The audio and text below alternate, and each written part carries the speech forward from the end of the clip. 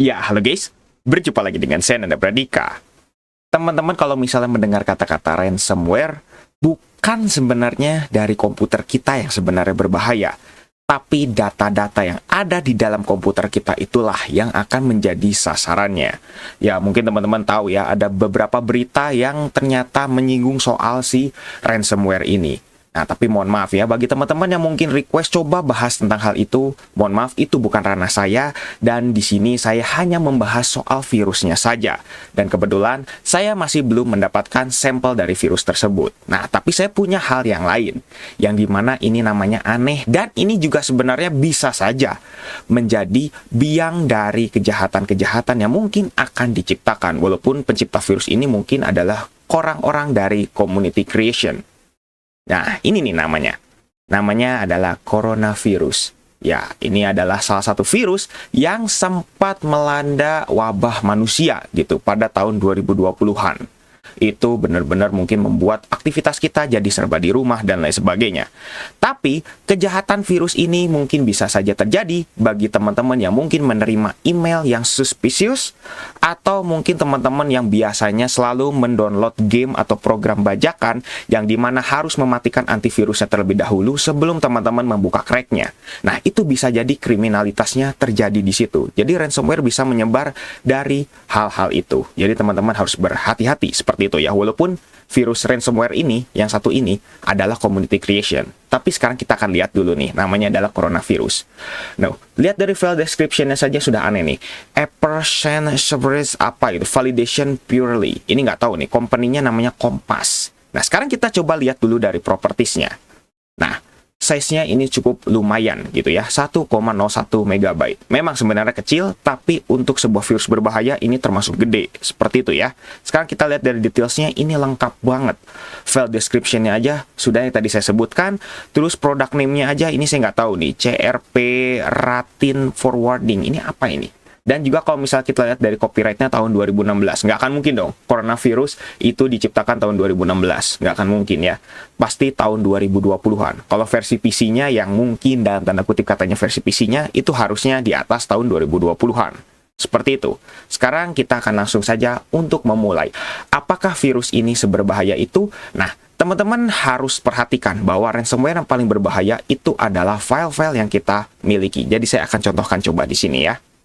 Nah, karena namanya adalah ransomware, jadi kita akan coba contohkan kalau misalnya komputer ini itu memiliki file-file yang penting. Nah, seperti contohnya nih, saya memiliki 5 file yang mungkin dalam tanda kutip, ya ceritanya ini adalah file penting gitu.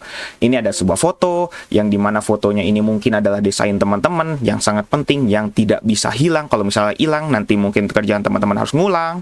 Terus juga ada foto-foto mungkin memori, atau dalam tanda kutip mungkin kenangan teman-teman.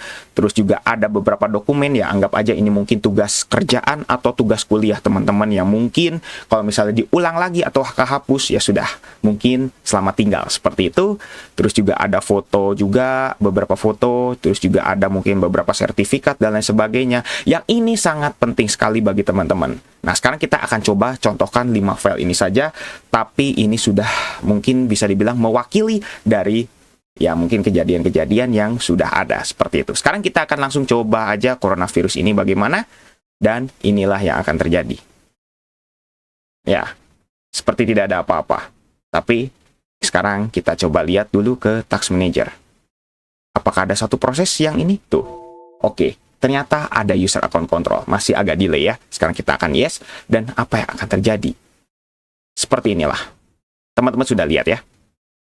Kita baru saja buka ini, ternyata sebelum adanya user account control, itu ada dulu aplikasi yang sebenarnya terbuka, barulah teman-teman terbuka di sini, coronavirusqq.com.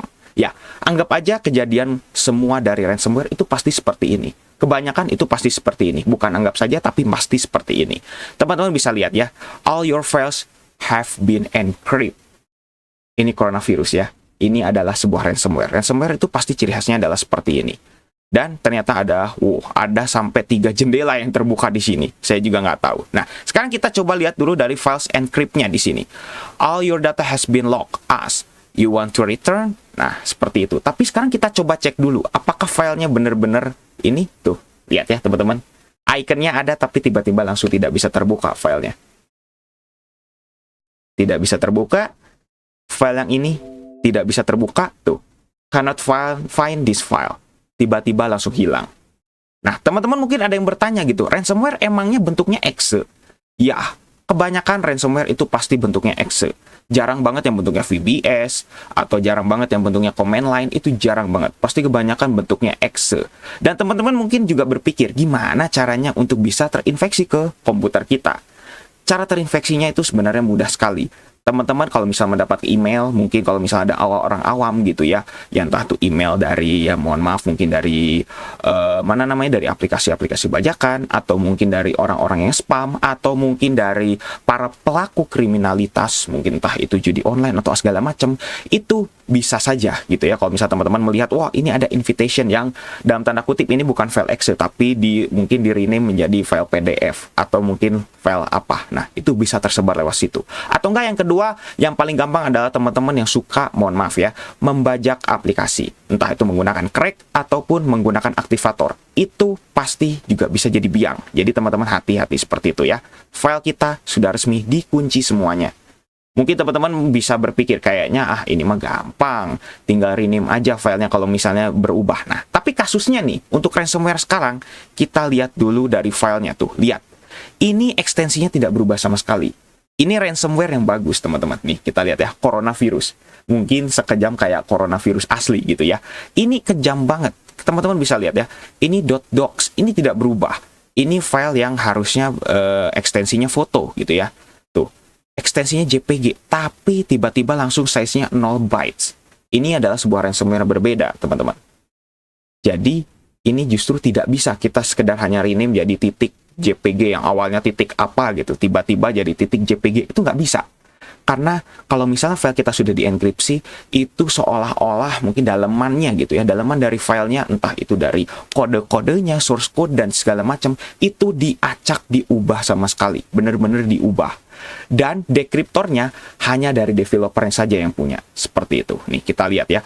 Write this ID, title of your message. Kalau misalnya kita tidak ada jawaban selama 24 jam, maka harus tulis dulu ke email ini atau file kita akan hilang. Pasti kebanyakan tulisannya adalah seperti itu. Tuh, kita lihat tuh. Bagaimana dapat Bitcoin? Pasti membayarnya harus menggunakan Bitcoin. Nggak akan mungkin menggunakan mata uang internasional yang kita kenal. Entah itu dolar, entah itu rupiah, nggak akan mungkin. Pasti harus menggunakan Bitcoin, karena Bitcoin menggunakan sistem blockchain dan segala macam yang mungkin kalau misalnya teman-teman yang lebih paham gitu ya tentang Bitcoin, itu tidak akan mungkin bisa terdeteksi secara transaksinya. Jadi makanya kenapa si pelaku itu tidak bisa pelaku itu tidak bisa untuk dikejar atau mungkin dideteksi atau mungkin dilacak gitu lokasinya. Susah banget. Makanya seperti itulah kenapa menggunakan Bitcoin.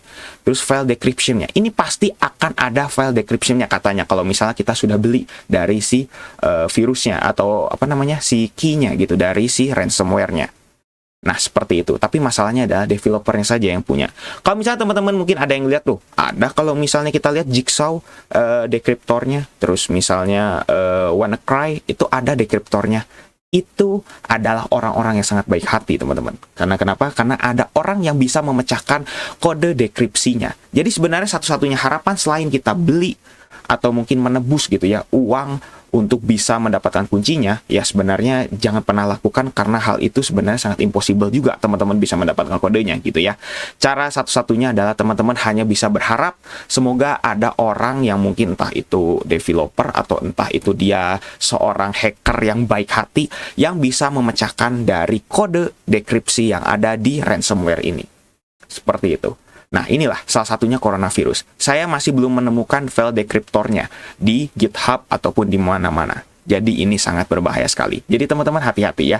Walaupun ini mungkin dalam tanda kutip ciptaan dari community creation, tapi bisa jadi ada orang lain yang menyalahgunakannya.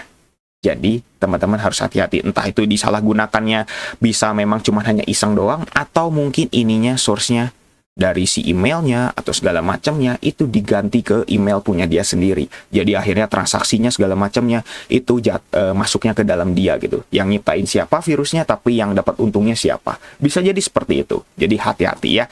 Jadi pesannya adalah bagi teman-teman yang sudah kena ransomware, memang agak susah untuk bisa memperbaikinya. Karena selain install ulang, sebenarnya sistem operasi tidak rusak. Tapi cara memperbaikinya, cara menghilangkan ininya, bisa sebenarnya dihapus lewat save mode. Lewat install ulang itu lebih gampang lagi. Tapi yang jadi masalah adalah file teman-teman tidak akan bisa kembali lagi selain teman-teman mendapatkan file dekriptornya. Hanya seperti itu saja, tidak ada cara lain.